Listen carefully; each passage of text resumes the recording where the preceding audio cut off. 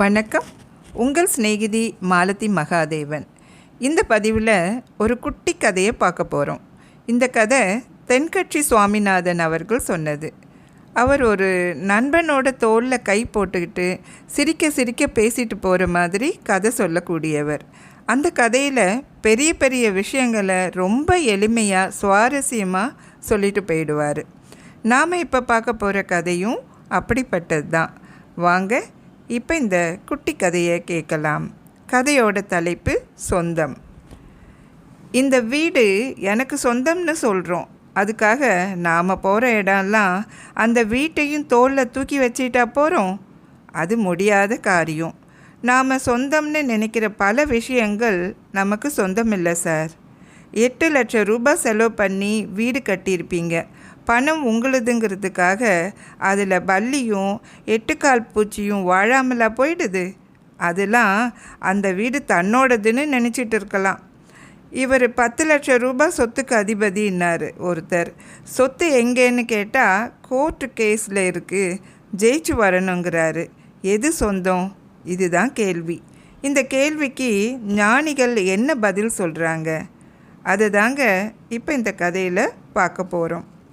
ஒரு முனிவர் இருந்தார். முற்றும் துறந்த முனிவர்.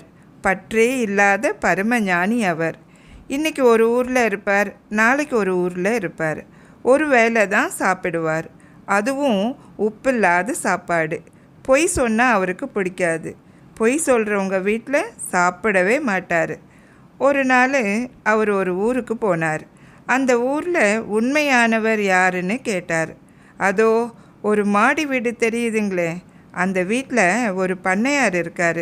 அவர் ரொம்ப உண்மையானவர், நேர்மையானவர், அடியார்கள் மேலே பக்தி கொண்டவர், 1 லட்சம் செல்வம் உள்ளவர், 4 பிள்ளைகள் அவருக்கு அப்படின்னு பக்கத்தில் இருந்தவங்க சொன்னாங்க.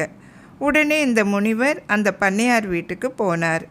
இதை பார்த்த உடனே உட்கார்ந்திருந்த பண்ணையார் உடனே எழுந்திருச்சு ஓடி வந்து முனிவர் காலில் விழுந்தார். தயவு பண்ணி தாங்கள் எங்கள் வீட்டில் வந்து சாப்பிடணும் அப்படின்னாரு. அவரோட அன்பு, அடக்கம், பணிவு இதெல்லாம் முனிவருக்கு பிடிச்சி போச்சு. இருந்தாலும் அவர் உண்மையானவர் தானா அப்படிங்கிறத சோதித்து பார்த்துட்டு தான் அவர் வீட்டில் சாப்பிடணும்னு முடிவு பண்ணிட்டார் முனிவர். ஐயா, உங்களுக்கு செல்வம் எவ்வளவு உண்டு அப்படின்னு கேட்டார்.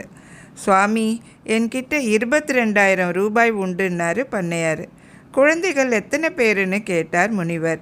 சுவாமி, எனக்கு ஒரே மகன்தான் அப்படின்னு சொன்னார் பண்ணையார். உமக்கு வயசு என்ன அப்படின்னு கேட்டார். சுவாமி, என்னோட வயசு 3 வருஷம் 5 மாதம் 7 நாள் 16:30 மணி அப்படின்னாரு பண்ணையார். முனிவருக்கு கோபம் வந்துடுச்சு. நீர் சொல்கிறது பூரா பொய்யா இருக்குது. உம்மை வீட்டில் சாப்பிட்டா என்னோட தவமே அழிஞ்சிடும் அப்படின்னு சொல்லிட்டு புறப்பட்டுட்டார். பண்ணையார் பதறி போய் அவர் காலில் விழுந்தார்.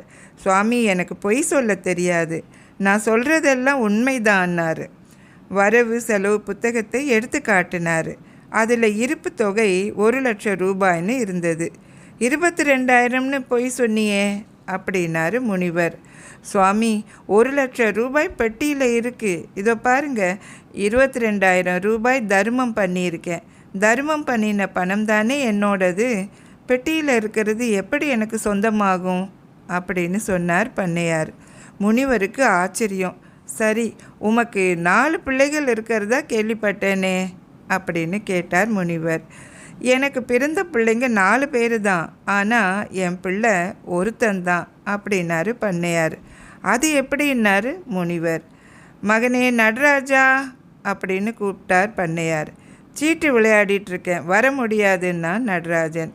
மகனே வேல்சாமி அப்படின்னு கூப்பிட்டார் பண்ணையார். ஏன் இப்படி கூச்சல் போடுற, பேசாமல் இருன்னா வேல்சாமி.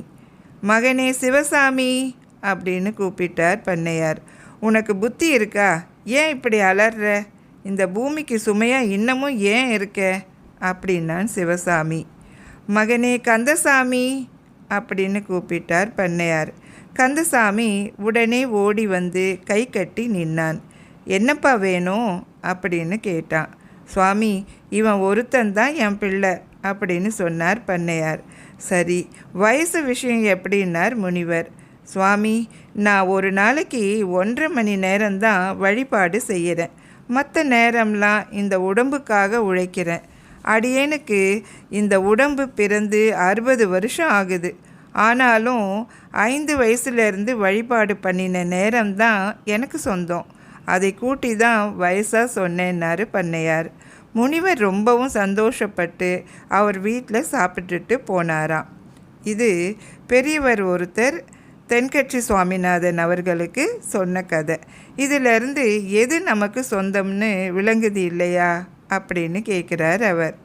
இந்த தகவலை உங்ககிட்ட சொல்கிறதுக்கு முன்னாடி அவரோட சிநேகிதர் ஒருத்தர்கிட்ட சொன்னாராம். அவருக்கு வயசு 50 இருக்கும். சொல்லிவிட்டு, இப்போ சொல்லுங்கள், உங்கள் வயசு என்ன அப்படின்னு கேட்டாராம் அவர்கிட்ட. அதுக்கு அவர், இப்போ தான் நான் பிறந்திருக்கேன் சார் அப்படின்னு சொன்னாராம். எப்படி இருக்குது கதை? இந்த கதையில் ஒரு பெரிய சிந்தனையும் நமக்கு கொடுத்துருக்காரு. எது சொந்தம், எது நிஜம் அப்படின்றதையும் தெளிவுபடுத்தியிருக்காரு. அதே சமயம் சிரிக்கவும் சொல்லியிருக்காரு. இந்த கதை பற்றின உங்களோட கருத்துக்களை கமெண்ட் பாக்ஸில் சொல்லுங்கள்.